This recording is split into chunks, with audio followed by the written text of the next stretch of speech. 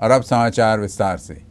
4 राज्यों में चुनाव नतीजों के बाद उप मुख्यमंत्री देवेंद्र फडणवीस ने प्रतिक्रिया दी। उन्होंने भाजपा की जीत का श्रेय प्रधानमंत्री नरेंद्र मोदी, अमित शाह और जेपी नड्डा को दिया। फडणवीस ने कहा कि यह मोदी पर विश्वास की जीत है। साथ ही उन्होंने महाराष्ट्र में भी बीजेपी की सरकार आने का विश्वास जताया है। 4 राज्यों के चुनाव में बीजेपी की आंधी ने 3 राज्यों में कांग्रेस का सफाया कर दिया है। राजस्थान, एमपी और छत्तीसगढ़ तीनों ही राज्यों में भाजपा की सत्ता में वापसी हुई है।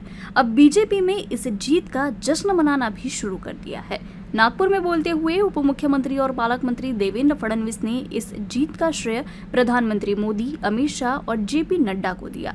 फडणवीस ने कहा कि खासकर छत्तीसगढ़, राजस्थान में भारतीय जनता पार्टी के वोटों में 10% से ज्यादा की बढ़ोतरी हुई है। देवेंद्र फडणवीस ने बताया कि मध्य प्रदेश में 8% वोट बढ़े हैं। 4 राज्यांच्या निकालांमध्ये 3 राज्यांमध्ये भारतीय जनता पक्षाला अभूतपूर्व अशा प्रकारचं यश प्राप्त झालं आहे। हे यश जनतेचा मोदीजींवरचा विश्वास, या विश्वासाचं हे यश आहे। आणि म्हणून या सर्व राज्यांमधल्या जनतेचे तर आभार मी मानतोच, पण खऱ्या अर्थानं या विजयाचं श्रेय हे मोदीजींचं आहे, मोदीजींच्या नावाचं, त्यांच्या करिश्म्याचं आहे।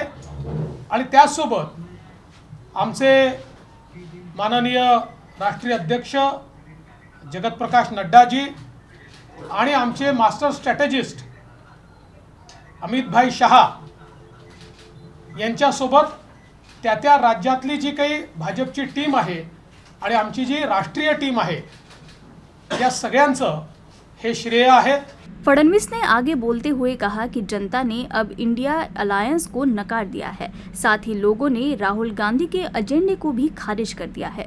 एक बात तो साफ हो गई है कि जिस इंडिया अघाड़ी से भारत बना था उसे लोगों ने नकार दिया है। देवेंद्र फडणवीस ने कहा कि महाराष्ट्र में भी यही स्थिति है।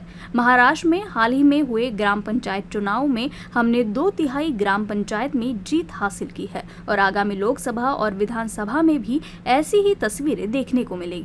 आणि यातनं एक गोष्ट स्पष्ट झाली आहे, जी इंडी आघाडी तयार झाली होती त्या इंडी आघाडीला लोकांनी नाकारलेला आहे। राहुल गांधींनी जो अजेंडा चालवला होता त्या अजेंड्यालाही लोकांनी नाकारलाय।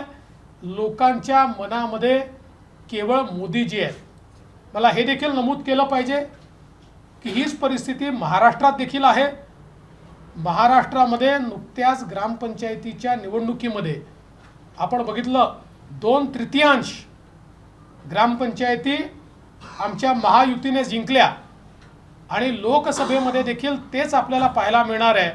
कारण जो विकास आणि विश्वास मोदीजींनी तयार केला आहे, डबल इंजिनच्या सरकारने तयार केला आहे, त्याच्या आधारावर मला विश्वास आहे की पुन्हा एकदा महाराष्ट्रात आणि देशात भारतीय जनता पार्टीच आपल्याला पाहायला मिळेल।